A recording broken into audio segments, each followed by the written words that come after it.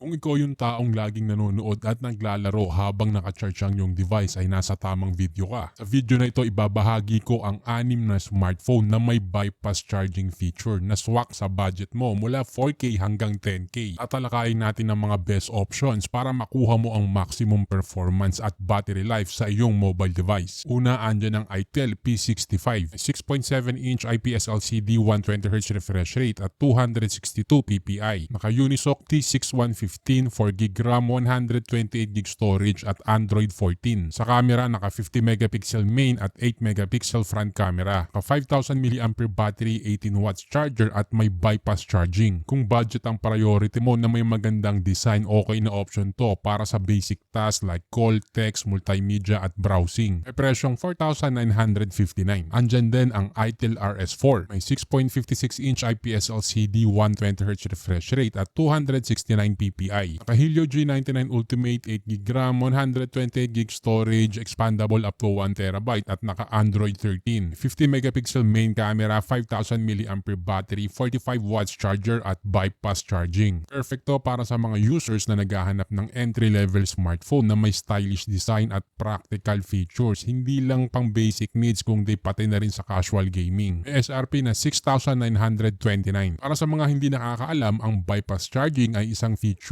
at pinapadaan nito ang kuryente diretso sa processor ng phone habang nagcha-charge imbes na sa battery. Ang benepisyo nito ay mas pinapahaba ang buhay ng battery at pinapaganda ang performance ng device dahil hindi ito mag-o-overheat na nagdudulot ng lag o pagbagal habang ginagamit mo. Sa madaling salita, safe mong magagamit ang smartphone mo kahit naka-charge. Ang susunod naman ay ang Infinix Note 40 4G. Naka 6.78-inch AMOLED 120Hz refresh rate at 1300 nits. Naka Helio G99 Ultimate, 8GB RAM, 256GB storage at Android 14. May 108 megapixel main at 32 megapixel selfie shooter. Sa iba pang features, may IP54 dust and splash resistance at dual stereo speakers tuned by JBL. May 5000 mAh battery, 45 watts charger, 20 watts wireless charging at bypass charging. Excellent to for photography, watching video at gaming. May presyong 9,784. Ang susunod naman ay ang Infinix Zero 34G. Naka 6.78-inch 3D curve AMOLED 120Hz refresh rate, 950 nits peak brightness, 388 ppi at Gorilla Glass 5. Naka Helio G99 8GB RAM, 256GB storage at Android 13. May 108 megapixel main at 50 megapixel front camera. Sa battery, naka 5000 mAh 45 watts charger at bypass charging. Aside sa display, okay din ang camera nito sa likod at harap. Kaya kung mahilig kang manood ng movies o kumuha ng picture o selfie, magandang option to. May presyong 9,119. Ilalagay ko na din yung mga link sa description kung saan mo to mabibili. Susunod naman ay ang Nubia Neo 2 5G.